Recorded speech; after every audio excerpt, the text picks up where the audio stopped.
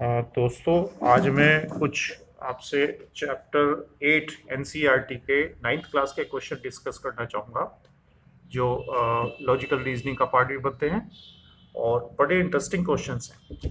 वो उस तरह के क्वेश्चन हमें जब हम पढ़ रहे थे तो हमारे सर ने कराए थे। और फैक्ट तो ये है कि मैंने बहुत से क्वेश्चन जो हैं वो जो मेडिकल की तैयारी करने के लिए मेरे पास स्टूडेंट आते हैं, शुरू में 12th पास भी और एमएससी पास भी। हार्ड फैक्ट ये भी है कि अभी मैंने परसों 2 क्वेश्चन डिस्कस किए थे। एक स्टूडेंट से एमएससी पास है, वो फिजिक्स से, और वो उन क्वेश्चन को नहीं कर पाया, तो मुझे ज़्यादा अच्छा नहीं लगा कि एमएससी लेवल के स्टूडेंट्स को तो कर लेने चाहिए। वैसे क्लास 9th का स्टैंडर्ड है। तो खैर, अब मैं उन स्टूडेंट्स के लिए जो ये क्वेश्चन सोल्व नहीं कर पाते, उनके लिए मैं डिस्कस कर रहा हूँ कि वो हेल्प करेंगे। ये जो डिस्कशन उन क्वेश्चन उन स्टूडेंट्स को हेल्प करेगा। तो पहला क्वेश्चन है, ये an athlete completes one round of a circular track of diameter 200 metre in 40 second. तो इस क्वेश्चन के अंदर देखो, एक तो डायमीटर दिया हुआ है, रेडियस नहीं है, ये डायमीटर है। इस बात का ध्यान रखना होता है। And diameter is the 200 metre और टाइम दिया हुआ है 40 सेकेंड्स का। What will be the distance covered, एक इसमें डिस्टेंस टर्म है, एट द डिस्प्लेसमेंट, 2 चीज निकाल रखी हैं। तो अब बात आती है कि इसके अंदर स्पीड नहीं है, डिस्टेंस और डिस्प्लेसमेंट है। तो डिस्टेंस एंड डिस्प्लेसमेंट में हमें बेसिक डिफरेंस आना चाहिए कि डिस्प्लेसमेंट में डायरेक्शन होती है, ये वेक्टर क्वांटिटी है, और डिस्टेंस जो है वो स्केलर क्वांटिटी है, उसमें डायरेक्शन नहीं होती। सपोज करो कोई पर्सन अपने घर से और सेम रूट से जाना आना करता है, तो उसका जो डिस्टेंस होगा वो ऐड हो जाएगा जाने आने का। और डिस्प्लेसमेंट में वो क्योंकि जहाँ से चला था वहाँ पे जो वापस आ गया है, तो डिस्प्लेसमेंट 0। तो स्पीड तो उसकी कुछ हो जाएगी, लेकिन वेलोसिटी उसकी डिस्प्लेसमेंट ऑफ टाइम होने की वजह से डिस्प्लेसमेंट 0 है, तो वेलोसिटी विल बी 0। ओके, सो अब इसके अंदर ये है कि सपोज कीजिए ये एक सर्किल है, इसके अंदर जिसकी डायमीटर, जो ये सर्किल है, इसकी डायमीटर है वो है 200 मीटर।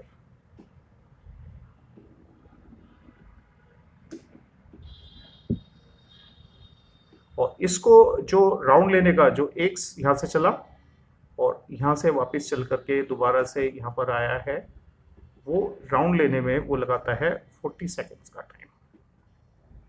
तो 40 सेकेंड में कितना ट्रेवल कर रहा है वो उसका 2πr, यानी कि उसका एक पेरीमीटर, या परिधि जिसको बोलते हैं हम, वो करता है। इसको हम थोड़ा सा ये भी लिख सकते हैं, पाई इंटू 2r।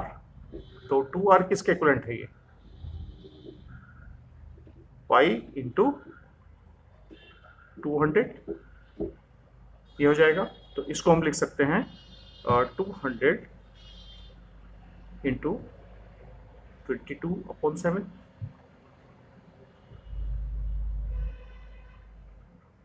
ठीक है, तो इतना वो ये यहाँ पर डिस्टेंस कवर करता है। ये जो है इसका, ये इसका पेरीमीटर हो जाएगा। It is equal to the perimeter.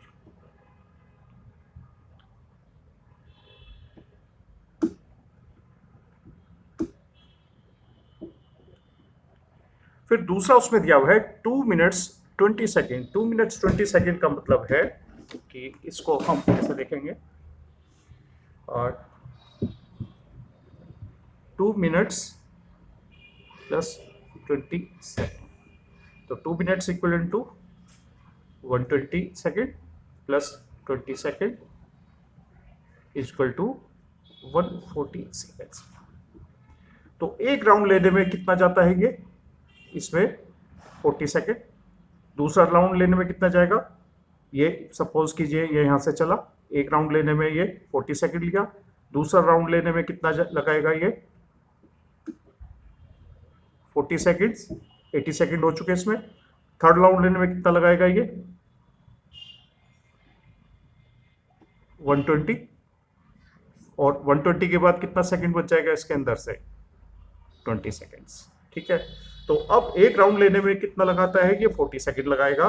तो इसको हम दोबारा से देखेंगे। सपोज करो ये एक वो है यहाँ पर सर्किल, एक राउंड लेने में ये यहाँ पर ऐसे चला, इस जगह पर आने पर ये 40 सेकेंड, सेकेंड लाने में 40 सेकेंड, थर्ड राउंड लगाने में 40 सेकेंड, और इसका जो डायमीटर है ये है 200 मीटर। तो अब 20 सेकेंड्स में कितना वो करेगा, ये 20 सेकेंड में ये करेगा, यहाँ से आकर के ये यहाँ पर जाएगा। तो अब इसका डिस्प्लेसमेंट जो है आफ्टर 20 सेकेंड कितना होगा, ये यहाँ से चला यहाँ तक, शॉर्टेस्ट डिस्टेंस 20 मीटर। तो डिस्प्लेसमेंट इसका सेकेंड जो पार्ट है, आंसर है इसका, that will be the 200 meters after 2 minutes and 20 seconds।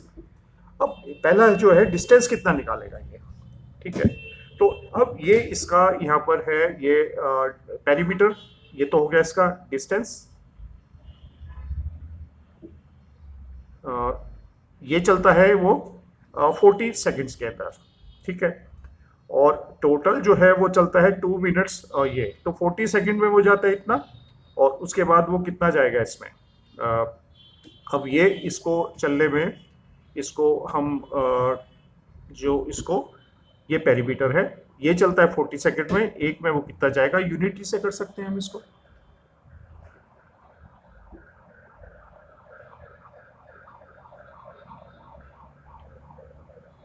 तो ये चलता है वो कितना 40 सेकेंड्स में, तो एक सेकेंड में वो कितना चलेगा, एक सेकेंड में वो चलेगा दैट इज द 200 इंटू 22/7 और डिवाइडेड बाई वो 40, क्योंकि 40 सेकेंड में चलता है, तो ये हो जाता है इसमें 5, दैट विल बी द 110/7। ये इतना इसकी स्पीड आ जाती है, इस स्पीड से चल रहा है, और टोटल वो डिस्टेंस कितना चल रहा है, वो 140 सेकेंड में चल रहा है। तो अब टोटल करने के लिए 110/7 इंटू टोटल कितना है 140 सेकेंड, तो अब ये हो जाता है इसमें 20, टोटल आ जाता है 2200 मीटर्स ये चलता है इसके अंदर, ठीक है।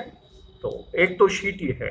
दूसरा क्वेश्चन जो है वो बहुत ही ब्यूटीफुल क्वेश्चन है, वो मैंने लिखा हुआ है नेक्स्ट जो शीट है इसके ऊपर, कि ये है थर्ड क्वेश्चन चैप्टर नंबर 8। अच्छा, इसमें थोड़ा सा ये है क्योंकि मैंने जिस पीडीएफ से लिया है उसके अंदर ये 30 मिनट्स, ये जो स्पीड है यहाँ पर वो 60 लिखे हुए है, वो गलत है, उसमें ये 30 है यहाँ पर, ठीक है।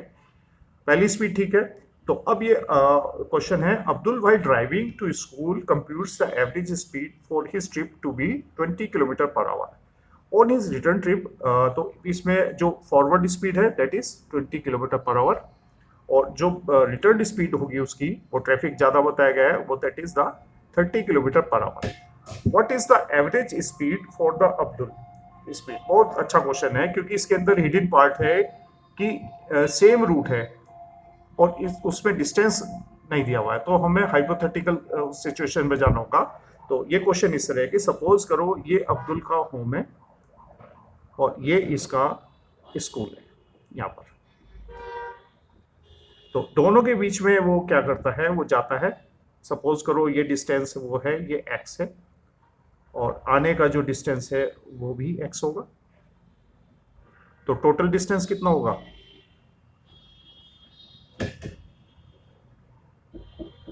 That will be the 2x। नहीं, अब यहाँ पर टाइम सपोज करो t1 टाइम लेता है, वो मिसिंग है, और आने में वो t2 टाइम लेता है, वो मिसिंग है। गिवन क्या है, स्पीड, जाने की जो स्पीड है वो कितनी है, वो है 20 किलोमीटर पर आवर, और आने की जो स्पीड है वो 30 किलोमीटर पर आवर। अब हम जानते हैं कि जो स्पीड होती है वो क्या होता है, डिस्टेंस अपॉन टाइम।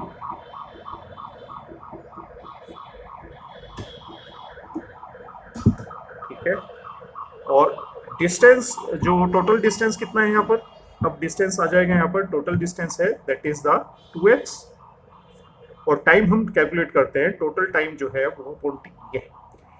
तो अब t इक्विवेलेंट किसके होगा, ये t1 प्लस t2, ठीक है। तो अब यहाँ इसी फार्मूले से हम निकाल लें, ये जो फार्मूला हमारा है, ये फार्मूला है, इसमें टाइम कितना निकलता है, time is equal to distance upon speed.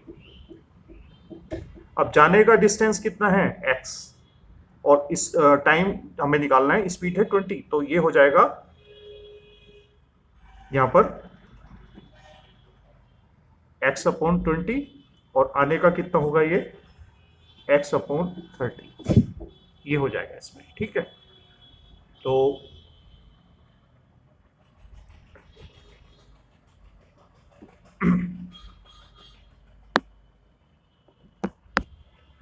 ये हो जाता है इसमें T1 अपॉन T2 में हम देखेंगे तो ये हो जाएगा इसमें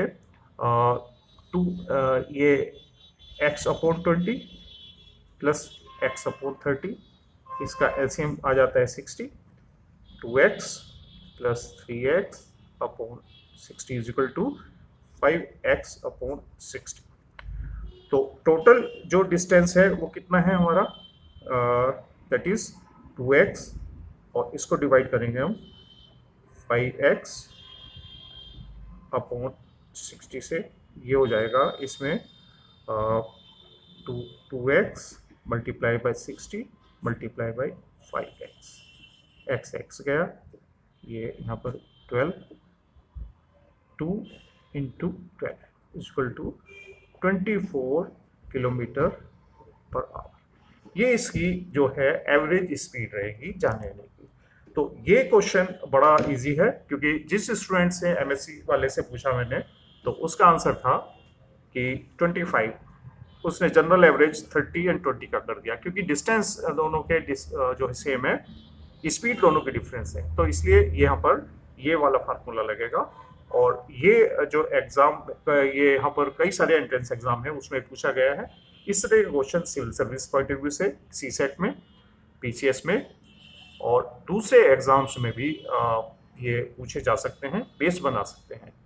पहला क्वेश्चन तो मैंने नहीं देखा, लेकिन दूसरे क्वेश्चन को मैंने यहाँ के यूनिवर्सिटी के entrance exam, MPhil entrance exam के अंदर ऐसा देखा है, उसमें बस थोड़ा सा नेम नहीं दिया हुआ था ये, बाकी जो फिगर थी वो यही थी, और आंसर भी उसका 24। तो होप कि आपको ये जो कैलकुलेशन में हेल्प मिलेगी, पर्टिकुलरली उन स्टूडेंट्स के लिए जो अभी ये नहीं कर पाते। तो मैं होप करता हूँ कि नेक्स्ट टाइम मैं किसी स्टूडेंट से मिलूंगा तो कम से कम वो इस क्वेश्चन को निकालेगा। हालांकि ऐसा नहीं है कि सभी स्टूडेंट ने नहीं बताया, लेकिन परसेंटेज उसमें कम है। 2-3 स्टूडेंट ऐसे नहीं कि वो मेरे पास जब इंक्वायरी के लिए आए थे मेडिकल के लिए, तो मुझसे मैंने यही क्वेश्चन पूछा था कि आप ये बताएं, क्योंकि वो 12th कर चुके थे और वो वहीं पे पढ़ भी रहे थे। तो उनमें से उनसे पूछा कि भाई आप ये बताओ कि आपका फिजिक्स का लेवल क्या है, क्योंकि मेडिकल के अंदर मेन फैक्टर फिजिक्स बनता है सिलेक्शन के लिए। क्योंकि फिजिक्स में हमेशा मैंने देखा है कि कई स्टूडेंट्स ऐसे होते हैं कि थ्रेशोल्ड पे होते हैं और फिजिक्स में उनके बहुत कम नंबर होते हैं, अदरवाइज उनको अच्छी रैंकिंग मिलनी होती है। तो थैंक यू फॉर discussion।